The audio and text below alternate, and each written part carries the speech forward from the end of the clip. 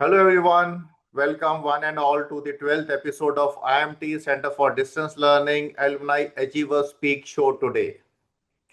IMT Center for Distance Learning for past 3 decades has been instrumental in carving the career of its students and enabling them to reach newer heights in their profession. IMT CDL takes pride in its 35,000 alumni and recognizes their achievement and contributions to the industry and society. Institute regularly organizes alumni events where alumni can connect with each other, share their experiences, and contribute to the growth and development of the society. IMTCDL confers Distinguished Alumni Awards to honor our alumni who have made a mark in the society and the corporate world. The awards are given for their contribution towards society or the public service, entrepreneurship, and also for corporate excellence in various areas of marketing, finance, HR, operations, and technology. To know more about the exemplary contributions made by our alumni and to inspire other alumni and existing students, we invite them as a guest in the Achievers Peak series. For today's talk, I have with me Mr. Ankit Shukla, a seasoned supply chain and customer excellence professional who takes pride in his 16 years of career with an expertise in project management, key account management, and customer experience enhancement. He was conferred with the Corporate Excellence Award in Marketing and Customer Service during our Alumni Meet 2023. I welcome Mr. Ankit Shukla to the 12th episode of the Achievers series. Welcome, Ankit. Thank you so much, Doctor. It's an absolute honor to be a part of the journey where literally it all started, and I gained so much more than just a degree. So thank you so very much. Just to give a small introduction regarding Ankit's, like what he has been doing, as I've just told, that Ankit is a certified project management professional with immense experience in the field of supply chain, key account management, people leadership, and also customer excellence. He is always ready to learn new skill sets. In due course of time, you will really you will be able to see across what new skill set he has acquired. And in our talk, we have seen across that he has just obtained a license to practice as a psychology counselor in various settings as an effort to give back to society and create further awareness and mental well-being. We all understand that in today's time, the mental well-being is an important scenario, an important thing. And Ankit has dwelled into this domain also. So Ankit, like something you would like to share here about the Certainly. achievements, right? Yeah. Certainly, Doctor. Thank you so very much. And I would encourage the participants to please pop out questions. In case there is anything that isn't clear, please feel free to put that across in the chat window and then we'll try and address that as well. So, for everyone, I think with the experience and expertise that I got in asset management and customer services excellence, I've always tried to motivate my team and the people around me to break the shell and to deliver on the business and the digital strategy that I have always been a part of in my corporate state. But while we do this, we should always keep in mind the people aspect of the business. And with this difference in the approach, we have always achieved a noteworthy success while it comes to strategic negotiations or enhancing the customer engagement or driving operational efficiencies, thereby delivering a world-class experience for our customers. Now, our focus has primarily been on the sustainable development and embracing agile practices, which actually positioned us to lead successful and impactful projects and foster robust client relationships. Now, as a project manager and more so as a team leader, I've always observed to bring out the best in your team, you need to give them an environment which is comfortable for them to express themselves. Now, we have tried to embrace failure as a part of our journey to make sure that there is no unconditional bias that goes into our day-to-day working, and no idea is left behind on how a job can actually be done. This is a very interesting view. है ना? So let Yeah. us dive deep into like one of the most modern and powerful drivers of the modern business success today, customer engagement. And our theme also actually revolves around this only, that leveraging team engagement for enhancing customer experience. This is a very timely and a critical topic in today's people's driven, digital first, customer centric landscape that we are living in. Let us try to unravel certain things from Ankit, our distinguished alumni, a visionary, a leader, a brand builder, and someone who has transformed companies thinking about team bonding, customer loyalty, emotional connection between the employees, organization, and customers. So, Ankit, let us first try to understand when we are talking about like customer engagement, what does that actually implies across? Okay. So, when you essentially talk about customer engagement, see, for me, the reason I wanted to work in this field was because I always wanted to work in a space wherein I can influence the overall experience of what a customer should ideally expect. Now, the field actually helped me gain that understanding, because at the end of the day, we all are customers in one way or the other, right? We all are consumers. So, in case there is any platform that allows you to be onto the both side of the table, this is indeed the customer experience vertical. And to all the CX and the aspiring CX leaders out there, I would really congratulate them on the journey, because you can yourself be your own use cases when it comes to delivering that world-class experience that we want our customers to experience all by ourselves. Absolutely true. And how is your journey at IMT CDL has helped you in identifying this customer experience now as a student also and as a corporate professional also? So how do you think like your experience in your MBA program has helped you across? Uh, I think, Doctor, the experience has definitely been exhaustive, but then it has certainly been truly, completely rewarding. I mean, I really appreciate the type of curriculum and the dedicated faculty expertise that we have here with IMT CDL, that actually inspires you to work in the same domain. Uh, Not even a single day did I feel that I was not market ready ever since I finished my postgraduate diploma.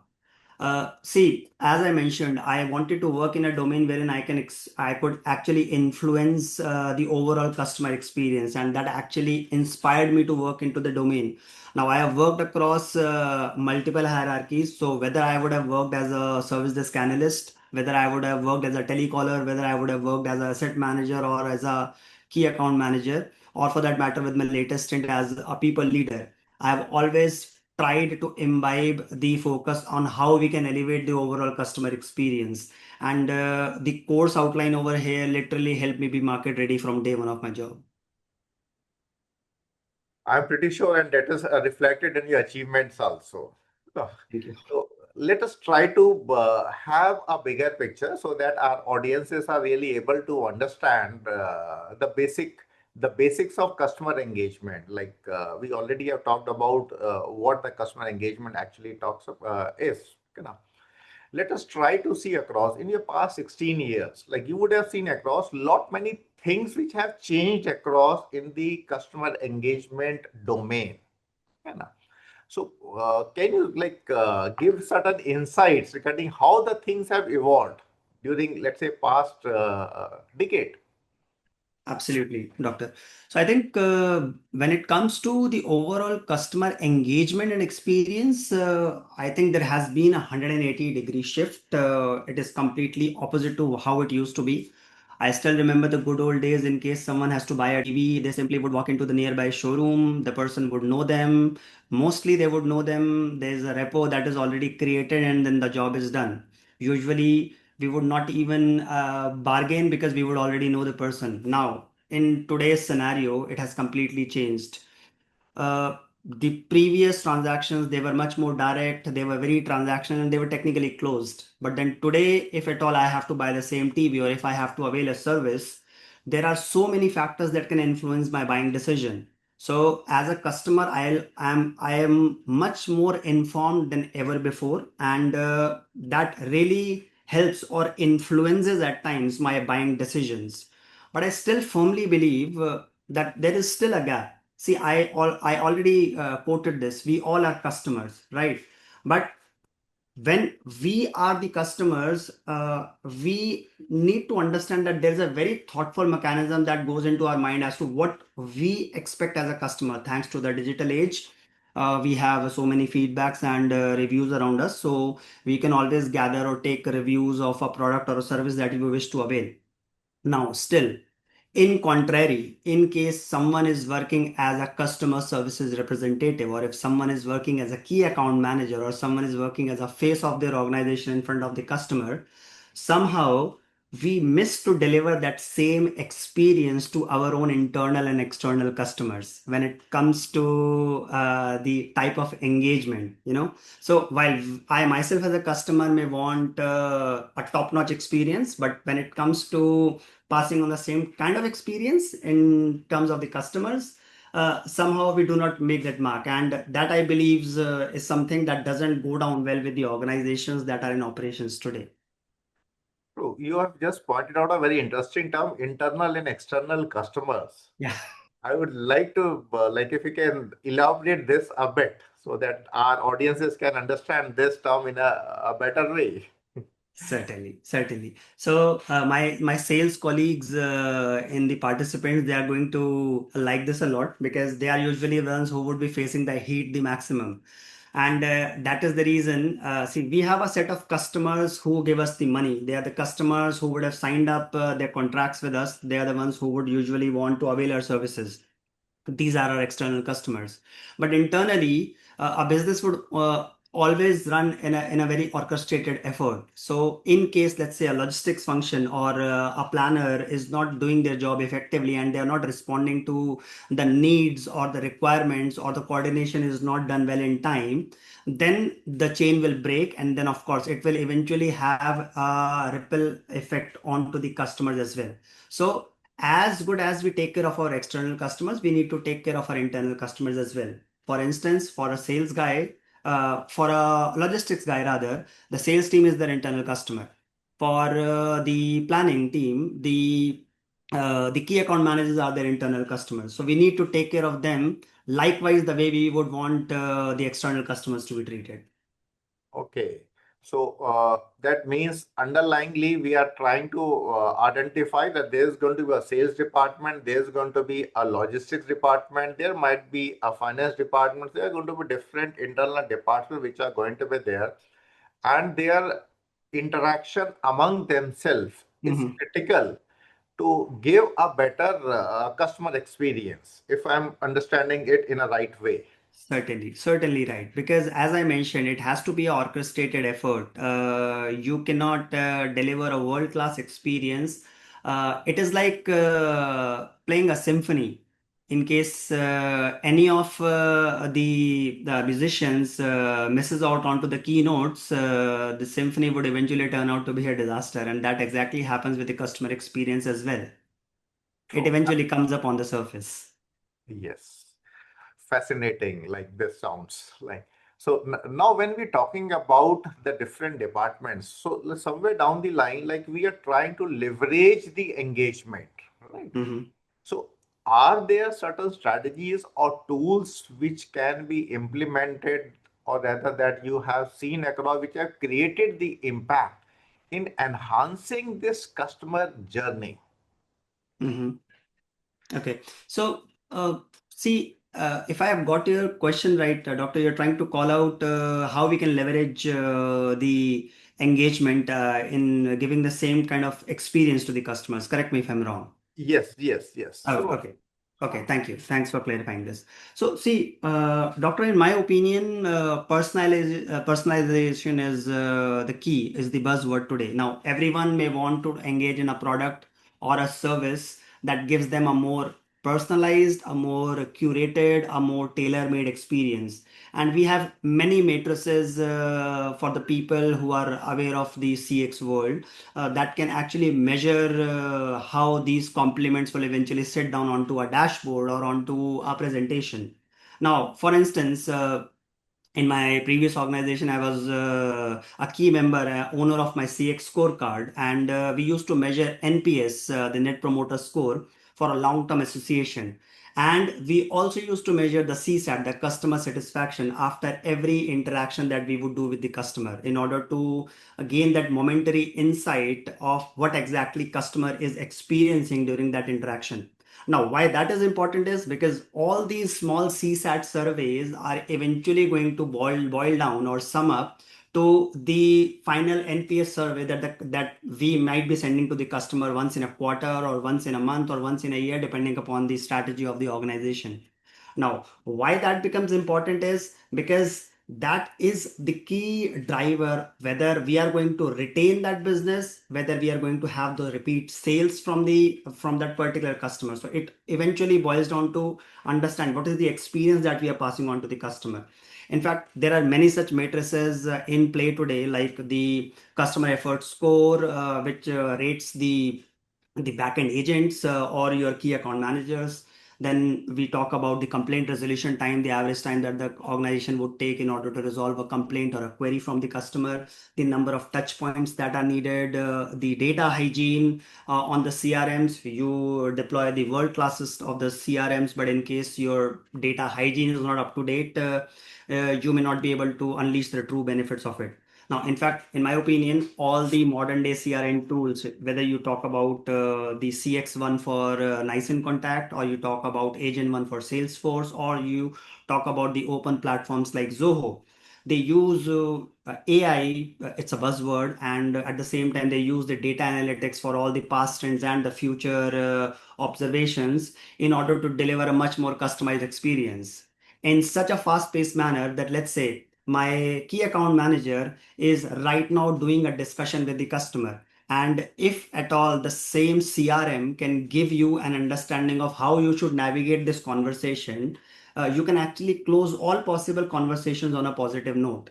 Now, in case if you are able to softly blend all these expectations that you have from your teams while they are engaging with the customers, in case you are able to imbibe everything into the DNA of the people who are eventually the face of the customer, they will eventually act as the voice of the customers internally within the organization.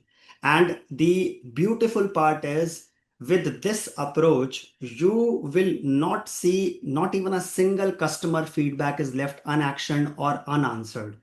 Now, the challenge that most of the organizations that would face today, and that's the topic of concern here, is how do we maximize onto the engagement element in the employees and minimize onto that transactional element between the employees so that our teams work more as business owners and not as employees.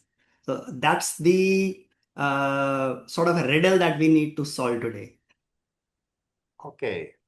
So just to put across my understanding, okay, na, we have been trying to identify that there are going to be the feedbacks or the data that need to be captured at different points.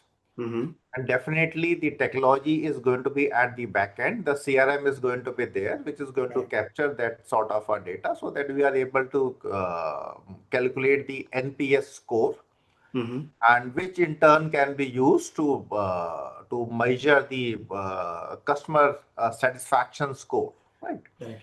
Yeah, na? Correct. Now, when we are talking about like getting across all these data at different points, okay, na? So how difficult or how easy it is to actually capture that sort of a data at different points? There are going to be different teams which are working at different instances. Delivery would be done by somebody, booking would be done by somebody else, the feedback would be taken by a third party, and in case of there are going to be a fourth party also which is going to be involved. If I say party, it means different teams, Mhm, different set mhm, of people who are working across. mhm.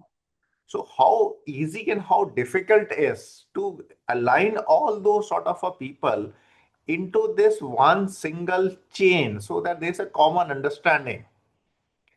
It's a beautiful question. And see, eventually everything boils down to the discipline.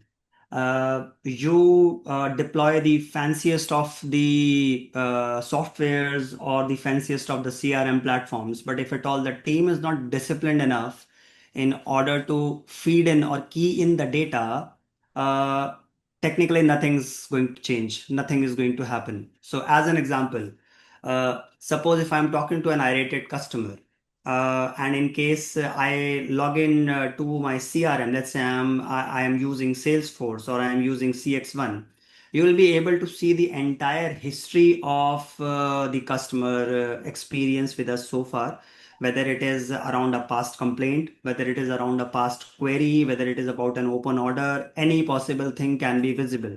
Now, the blunder happens when the organizations or the employees for that matter are not trained enough or are not disciplined enough in order to key in all these interactions onto the CRM. In case that happens, and in case a customer calls you in an irritated manner, as a key account manager or as a virtual agent, you will technically be clueless on why the customer is so irritated in the first interaction.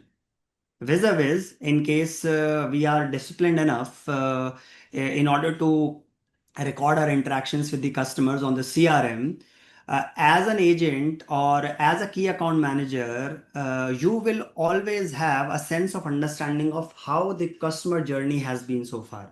Now, the moment that happens, you will be able to modulate your pitch. You will be able to modulate your tone of voice during the discussion in a completely different manner. If it is an in-person meeting, your preparedness for the meeting will completely change because the customer may first want to understand from you why were there goof ups in the service levels and how exactly are we going to fix it. So, to answer your question in a nutshell, discipline is the key, doctor. In case we all would have heard of it, garbage in, garbage out. In case we are not able to feed in any data or we are feeding random data into the CRMs, even the best or the world class of the CRMs are not going to give you any outstanding results.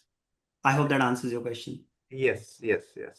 So, can you take us through a real world case for any campaign that you have done where the customer engagement has significantly improved the customer experience and the business outcomes? That's going to help us understand this in a uh, better way. Any example coming at the top of your mind? Yeah, certainly. So I mean, yeah. So this is something that's very close to my heart. I always carry the label of being a customer delight owner on my sleeve. So see, there was a very specific situation wherein most of my team members they were actually involved into coordination activities. When I say most of my team members, I'm talking as a people leader, I'm talking about the key account managers, I'm talking about my logistics coordinators, I'm talking about my warehouse owners, I'm talking about my planners, my asset managers, my customer services team. And because we were working in a hybrid environment, repeated interactions with the customers were needed because we believed in the funda out of sight, out of mind. So, because we had very limited face time with the customer, or more so because of the ever swelling number of customers with whom we were operating, there was always a crunch of time. And we wanted to give that curated experience to the customer by making sure that we are touching base with maximum possible customers every now and then. Now, this was becoming ever difficult because we were an expanding business. We were adding a number of clients. And if I talk from an internal perspective, from a customer services team's perspective, or from a key account management perspective, apart from the internal calls, the heavy call flow that we had or the type of queries that they were receiving, they were so high that while being in a hybrid environment, my team was not even able to have their lunches on time. And the work from home or the hybrid environment sounds very fancy, very appealing, but then it has its own pros and cons. So we started off with an internal survey. We sent out an internal survey to all our internal teams, be it supply chain, be it finance, be it planning, every possible team, just to understand how exactly they believe we can change the overall customer experience. And the first and the foremost thing that came up as a theme of the feedback from the survey was we need to have a much more structured coordination. Now, the moment we got this, the understanding that we developed very initially was we need to have a control tower in place. A control tower, a team that is essentially going to work onto real time coordination with the customer. Because the moment I do that, I'm able to save upon my bandwidth and I'm able to de stress my customer as well. At the same time, we introduced certain new profiles called OMRs, which is Order Management Resource, which is a profile which helps in the close coordination right from the issuance of the delivery to the delivery at the final state. So this exactly helped us give a much better view internally, and for the external customers, it became easy because now they were not supposed to run from pillar to post in order to get the feedback around where is my order or how is my service going to happen.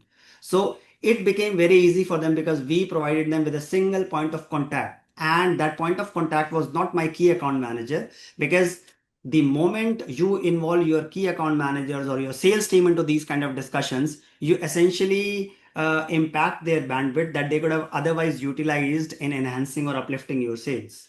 So, this, in my opinion, has been something that has been very close to my heart. The result or the outcome, doctor, was we had much better CSAT responses because every time an interaction would happen with my with my virtual agent. We used to send a CSAT survey and the responses were positive. And all of this eventually summed up into much better NPSs. My customer retention was substantially well, and at the same time, we were able to retain our customers much better. This is quite elaborative, and I can really see across that a lot of effort has gone across in implementing and getting across this thing. So, how much time frame did you spend across in a feedback lake करके then getting across the entire thing? Mhm. So it took roughly from 3 to 4 months of time. But then in these 3 to 4 months of time, we did much beyond than sending these surveys and the feedback. We were also training our teams. See, at the end of the day, all of this would not make any add any value or make any sense in case your teams are not prepared. So the task at hand has always been how we can imbibe this into the DNA of the team. There was a very famous quote with which we used to work in my previous organization: think of it as your own business. So the moment you start thinking of it in that ways, my approach to an incoming call or my approach to an upcoming visit to a customer eventually used to change. We are no more thinking of it as a transactional discussion between an employee and a customer. We used to think of it in a much more organic manner. So, in 3 to 4 months of time, we were able to gauge a sense of in case I have a order management resource who sits in and gives you a bird's eye view of how your services are going to happen today. Customer finds it much more easier to not make the same noise across multiple verticals within the organization. So it became easy for the customers. You made their lives easy. They made the repeat sales easy. It became easy for them to place further orders because they knew even if some things are going to stuck. For people who are working in supply chain, they would understand the hiccups will always be there. It is how fast you can respond to them, and most importantly, how soon can you provide a communication around it makes the mark. So because people were able to understand it, people were able to know that there is a point of contact, there is a person with whom we can interact, things became much more easier. You know, this sounds great. For our learners who are watching this, so a lot of metrics that you have actually talked about, like Mhm. CES, CSAT, NPS. So can you just give a small, like what does this means if for the easy understanding of our audiences? Yeah, so I would not limit it only to the passionate aspiring CX leaders. I would want to talk about it in a very layman term, Yes. because we all are customers, we'll be able to understand this much more easier. So when I talk about the most important or the most talked about metric called the NPS or the Net Promoter Score, we are essentially talking about the long-term association and the overall experience that we have given to the customer, and it eventually reflects whether we are going to have those repeat sales. It eventually reflects whether the customer is happy with our services in the longer run. Okay. Now, a more momentary feedback will be the CSAT or the customer satisfaction survey that organizations usually opt to send across to the customers after an interaction or after a field visit. Now, this becomes essential or important because this eventually lays the foundation of what you are going to get as a feedback in the NPS. Now, CSAT becomes much more crucial because you will always get the chance to improve yourself in a very shorter duration, and you will be able to remove a bad experience from the customer's cache memory at a very fast pace from the CSAT. Now, there are many such other matrices, for instance, the VOC, the voice of customer, which becomes very important when you have to talk about taking feedback from the customers in order to do internal process re-engineering. See, we might do process re-engineering, we might do strategies, but if at all of this doesn't boil down well with the customers or the expectation of the customer, probably they're not going to like it much. So VOC or voice of the customer essentially helps you give a platform to your own organization wherein customers' voices are heard, debated, discussed, and eventually acted upon. Yeah. Then we have very generic matrices like the average response time to close a complaint or average response time to close a case or a query. That is, as the name says, talks about how much time we took in order to give them a corrective preventive action, in order to give them a root cause analysis. The shorter it is, the better it is for the customer and for their experience. And similarly, we may have what are the number of touch points, the CES, the customer effort score. So, which is essentially what is the type of effort that the customer has to make in order to get a query resolved through us. So, let's say if I am Ankit Shukla Private Limited and I need to give a product to the customer and customer has a query, how much effort you as a customer will have to invest into me in order to resolve that query. So all these parameters, as I said, doctor, we live in a very informed world today.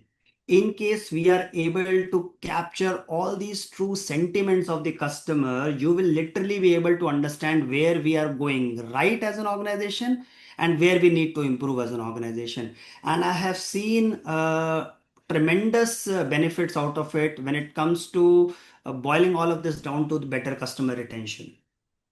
I hope that answers. Yes. Just to make it more for easier for understanding for our audiences, like CSAT is at the first level, customer satisfaction that we do. That if a service or is being delivered, so we take the CSAT. Mhm. NPS is the second level. Okay, na?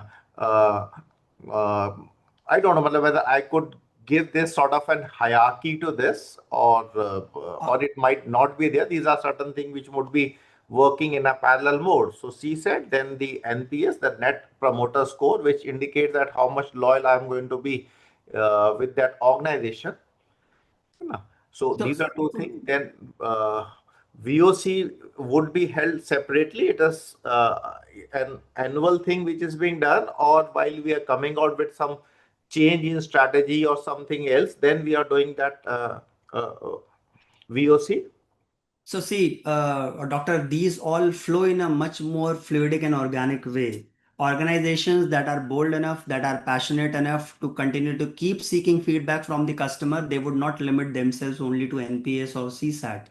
They will keep the VOC feedback open for the customers in order to in order as a quest for continuous improvement. So I have seen organizations who would keep this window open throughout the year. Now, this may, in my opinion, may not be right in order for us to bifurcate it in terms of hierarchy level as to which feedback is relevant at any particular point in time and which is not, because everything poses a different meaning and everything captures a different sentiment of how the customer is going to respond. Just to add on to this, my CSAT surveys are usually going to go out to the customers who are my end users at the customers, people who are going to use my service. My NPS surveys are essentially going to go out to the customers who are my decision makers within the same organization. Now, when ever a decision maker or an influencer is filling my NPS survey, there is a high likelihood that they are going to consult the end users within their organization who are actually availing my service. Now, when it comes to that, and in case we have given a good enough experience to the end users, okay, and while the decision makers may have a different view or they believe that my costing is high or my commercials could have been better, they may still rate us good because eventually their end teams are happy with the services. In contrary, in case we are giving a terrible experience to the end users, but we are in very cordial relations with the decision makers, there's a high likelihood that we might get a good NPS score, but we might still end up losing my customer. Yeah. So everything holds a different chemistry. Everything holds a different understanding of how we are capturing a particular customer's emotion. So putting them across in a hierarchy may not be an ideal thing to do, in my opinion. Yes, this clarifies things a lot. You know, Thank you. whether we are into a service sector, whether we are into the product, we are selling products. So these metrics actually are going to help us in capturing the consumer sentiments. And if we are able to capture them on a regular basis, we would be able to see across that critical trends which are there, which could Mhm. help us in developing a more practical strategies or tactics in place, right? So let's get across into a bit more practical aspects of the things, right? Like one thing I understand that these are the matters that need to be put into the place. So in order to get across a better customer engagement or rather leveraging on that customer engagement, what do you feel like? What could be the practical aspect where the organizations needs to pay emphasis upon? Okay. This again something that's very close to my heart because uh, I mean people who are working in some of the other capacity in organizations and people who are business owners, this is going to be interesting for all of them. Again, it is my view, but I have seen this being used as a test case and put to use in many situations. See, I believe we as leaders of the organization, we are usually people who would have a much better view or understanding of the overall objectives that are aimed at benefiting my organization, right? We would usually have a better understanding of how the actions that I'm taking are eventually going to be aligned with the priorities that are provided to us or my deliverables.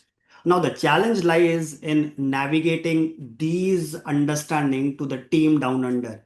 So, the mistakes that organizations would do is we would set very high standards, very high expectations, but when it comes to making our teams who are eventually supposed to be in the forefront to deliver them, we actually don't do such a good job.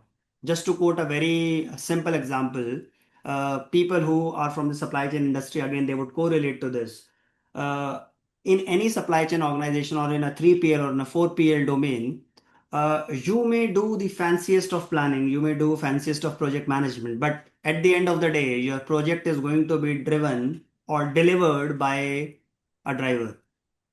And in case we have not put efforts in order to make them understand why delivering in a specific time window or why delivering in a specific quality is essential, no matter what type of planning you do, you're eventually going to fail.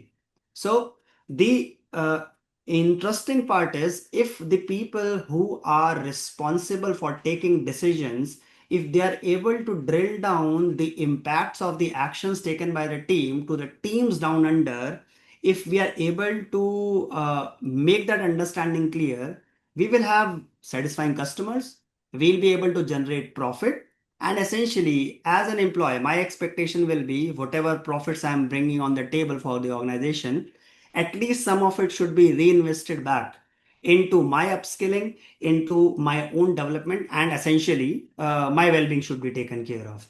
See, eventually, we all as employees are the real brand ambassadors, we are the point of contacts. And if there is any slight gap in my own understanding of what my company's deliverables are, in case I become transactional in today's time, this is eventually going to impact my CX scorecard. And with the type of matrices that we mentioned, this will get reflected in some way or the other. Absolutely true. So here we are getting into a little bit of the HR element, or rather, if I say it is the back end, the HR, which is actually working across. It is the people who are delivering the service. So Absolutely. until unless I'm aligning my people together into one same wavelength, so the service experience that our expectation is, we would not be able to deliver that. So true. And what I see across is this is the most practical challenge that any organization is going to really face. And I really like the example that you quoted, the driver who has to deliver the product or the service at the customer's point.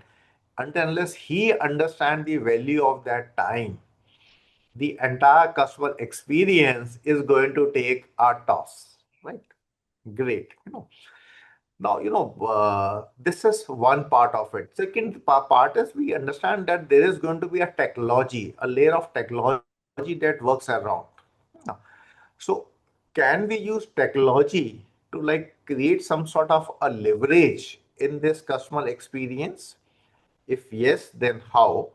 And definitely, like what I understand is the human touch plays a very important role. So Hmm. with the technology, so can we still retain that human touch? Okay. I really like the last portion of your question. How can we retain technology without losing the human touch? And a lot of my fellow participants over here, they may have chills around, AI will make me lose my job. AI is the next buzzword. So I'm sure most of us might have heard this already, but then still, to continue with the momentum, let me tell you all across, it is not AI that is going to make us lose our jobs. It is rather people who do not know AI, they might end up losing their jobs. And the reason why I say so is, uh, there are fields called prompt engineering that have evolved only because of AI. Now, AI is again a large language model. Let's say you're talking to Chat GPT, or you're talking to Gemini, or you're talking to Perplexity that Apple is working on these days. We are literally talking about what is the input that you're going to provide to them. Okay. And that human touch will always be essential. Now, in case you are not confident, and in case you are not accurate and to the point on the prompt that you are going to provide, the output is eventually not going to be in line with your expectations. And doctor, to answer the first part of a question, I think I've already spoken about this, but then there are many beautiful CRM tools out there. You talk about Salesforce, you talk about Agent One in Salesforce, you talk about CX1 by Nice in Contact, or you talk about open platforms like Zoho. They seamlessly integrate this tech aspect with the human angle up to an extent that, let's say, if I am a key account manager and I have to go to a customer visit tomorrow, and if I open the CRM, the CRM is actually going to help me in creating a pitch, and then even test use the pitch just to understand how exactly will be the impact factor of that pitch if at all I use the same pitch in front of the customer. At the same time, it is actually so fast paced that I have myself worked across certain CRM tools in Salesforce, wherein the blend is so strong that while we are on an active call, the uh, CRM is going to give you cues on how you should modulate your discussion in order to have a better outcome from the overall discussion. So all these things are happening today for real. It is just that how much we embrace technology, because in case we don't do it, or we don't embrace it today, as it was the case 25 years back, we'll be left behind. But then yes, human touch was, is, and will always stay relevant. Absolutely true. So, what's the biggest mistake that most companies make while trying to improve upon customer engagement? Okay, so the biggest mistake that the organizations would usually do while trying to understand the customer engagement is considering it different from the employee engagement. Okay, so it is as good as I'm expecting my employees to be delivering an awesome customer experience to my customers, but then I haven't trained them at all. Okay, so see, as I mentioned earlier, there is a set of profitability that comes in that we should eventually be bold enough to reinvest back into my customers, into my employees. Now, uh, in case we don't do that, we will eventually end up into a scenario wherein our internal employees will be clueless. I have seen so many scenarios wherein the organization's expectation is that from day one, the employees or the agents or the key account manager should be able to deliver top-notch things, and they don't have a structure in place for learning and development. They don't even understand what exactly are the right standards. Most importantly, they don't even understand how they should be treating their employees. So these behaviors will eventually come up or replicate in the customer's overall journey. So the mistake that we should definitely avoid is considering employee engagement different or alien to the customer engagement. It doesn't happen. Yes, sounds really good. Ultimately, it is the human element that is going to play a role. So it is human and a human. So both are going to interact. So it is your employee and your customers. So without the understanding of the employees of the business and its delivery, the customer experience cannot be improved. Correct. Yeah. Na? So if definitely we are having a very good insights into the customer experience and how the things are really taking shape. Yeah. Na? So, what could be the primary obstacles, which the organizations basically face when they are trying to implement these sort of an engagement strategies? Okay, now, one thing is, as an organization, I'm able to understand that this is something I need to do. So, are there certain obstacles also which actually get across? Certainly, yeah. So again, with the startup culture prevailing within the country, I would quote certain examples. See, again, in case there are situations wherein there is no training structure available, I have also seen situations wherein the training structure is available, but then somehow it doesn't matches with the organization's vision and mission. So you might have eventually came up with a very fancy training partner, but then the impact of the training somehow doesn't gels up well with the vision or the mission that we have as an organization. So of course the results are not going to be the same or in the same understanding. So yeah, that's what exactly I would want to call out for this one. True. So, primarily understanding and implementing. The trainings and getting across the people into that understanding level where they understand the vision and mission. And it's true, like most of the time we have seen across, like people are able to read or that vision statement, but somewhere down the line they're not able to really get across the spirit of it. Correct. Yeah. So until unless you're getting across that spirit of it, the knack of it, so your goals, your strategies, your thought processes are not going to be aligned with the organizational thought process. Correct. So that gap is going to be coming in between.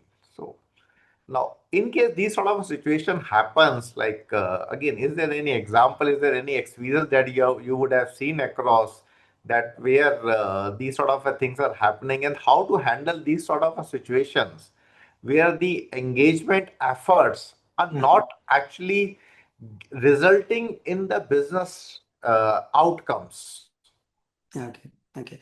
So see, patience is usually the key. I mean, we should always trust the process, and we should trust the way things would happen organically. Good things would usually take time. In case there is a irritated customer, in case there is a bad experience that we have already delivered, it is going to take some time. But I firmly believe in case the training that is provided to the teams, in case the vision alignment is there, we would have already laid a very strong foundation, and it will eventually boil down to better customer experience.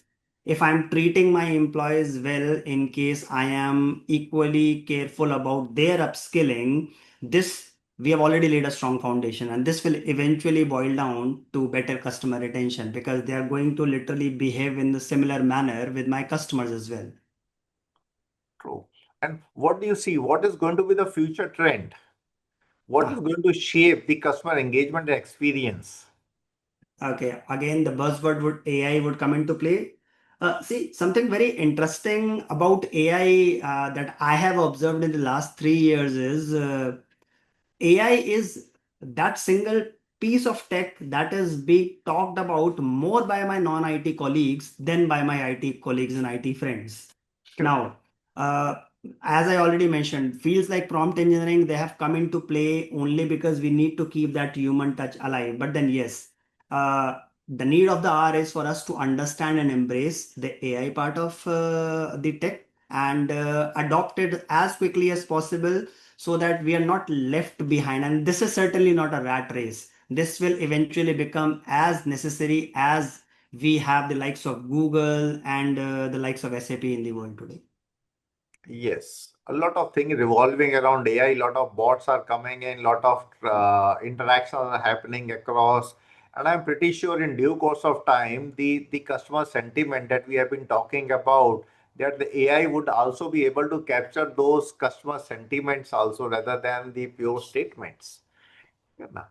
Yeah. And As I we think speak, it is happening today. I mean, we have certain chatbots who will be able to pick cues from the discussions that are happening. The CX1 piece from NICE that I was referring to, it eventually boils down in a similar manner. It gives you, with those pick words, it gives you an understanding of the overall sentiment of the customer that is yes, in play today. and true. So that is going to help us in developing our understanding of the customer Yeah. experience. So, what's your suggestion to the businesses? How to prepare for these upcoming changes which are happening around? Okay. So, two strong piece of advice or a thumb rule that we should make while we embrace any technology or embracing these changes is, first is the discipline, and second is the data hygiene. Now both of these two things go hand in hand. I already mentioned this, but garbage in, garbage out. So in case we are not feeding in the right kind of data in our CRMs, you may want to spend millions of dollars, but then the outcome is not going to be any different. I have seen organizations struggling to send across group emails only because the email IDs in the system are invalid. We are not able to contact our customers or talk about repeat sales only because the contact points are not up to date. So we should not be doing these kind of mistakes. Discipline and data hygiene, in my opinion, are the two things that every organization should keep in mind. True. Uh, Thank you, Ankit, for such a deep dive and a very good understanding across that we had. So this sounds very interesting. You know. Thank you. And definitely our audiences are also liking it, although there isn't any specific questions in the chat, but definitely they are appreciating like the knowledge that we are able to create and share across with our audiences. Uh, so let's have a closing rapid fire round, like, A few questions are coming into my mind, so I just would quickly like to put across that to you. You know. Okay. So, according to you, which is the best customer-centric brand today? Amazon. Oh, wow, that's great. You know. And one like CX matrix that you like to swear by, that you feel is the best one. CSAT and VOC, they are the ones that eventually boil down to the core relationship of the business. Absolutely true. You know. Any book or a podcast that you would recommend to our learners? Uh, the, there's a modern customer podcast by Blake Morgan. It's available on Spotify, Amazon Prime. Something that the CX enthusiasts are going to like. Sure. So we'll type it that in the chat also for everybody's understanding, right? So Sure. that you're able to really get across it. You Yeah. know. And one common mistake that companies make while they are developing their customer engagement or customer experience. Okay. This goes pretty simple. Considering employee engagement alien to the customer engagement. Until we don't gel these two together, things magic won't happen. Yes, absolutely true. So this was a really incredible session, Ankit. Like we have been going on and on and on, you know. So, any advice to our students, like who are preparing for their roles in marketing, analytics, product management, and definitely customer experience, like what skills and mindsets they need to focus upon so that they're able to thrive into this customer engagement and experience domain. Okay. Uh, Not only limiting ourselves only to the customer experience domain, but overall, I think you can fight the toughest of the battles in case we are disciplined towards life. Uh, I have a very funny analogy around WWE, wherein we would have seen the wrestlers like Undertaker or Bret Hitman Hart, or the recent ones like Triple H. They would usually come up in the ring and they are the ones who would be beaten down the most. But then the difference that they would create usually is they are the ones who would still stay in the ring before they are knocked down. So be honest to your craft. Be ready to do the hard work. The juggling is not going to be easy. The world out there is definitely not a rosy place. But with the right sort of dedication, temperament, and of course hard work, only you can limit yourself. Technically, sky is the limit. Yes, absolutely true. Thank you, Ankit, for sharing so much of our insights from your wisdom and your journey here with us. Your Thank you. insights were really inspiring, and I'm pretty sure our students would also love them. You know. And overall, one thing that I've understood is customer engagement is not just as a function, it is basically a mindset. It is a mindset. So once you're able to understand or develop this mindset, the customer experience, your learning, and in fact, your entire career journey itself is going to become much, much more simpler. I Spot feel on. really very proud to call you as one of our own, and your work has truly brought across a lot of laurels to IMT CDL. Thank you so much for To that all pleasure. our audiences, thank you for your wonderful participation. With this, we conclude the 12th episode of our Achiever series. Thank you. Stay engaged, stay curious, and always remember the customer never forgets how you made them feel. So let us stay connected on LinkedIn and continue these conversations. Thank you so much, Doctor. And thank you so much for all the co-participants. It means a lot. Let us continue to keep exploring, keep learning, keep shining. Thank you. Bye-bye. Okay. Thank you very much. Thank you, everybody. So keep innovating, keep learning, and there is a feedback link also which is being shared in the chat. I request you everybody to please share your feedback. So that is going to help us in understanding and developing, or rather bringing a better content to you all. Yeah. Thank you very much. With this, we sign off. Thank you.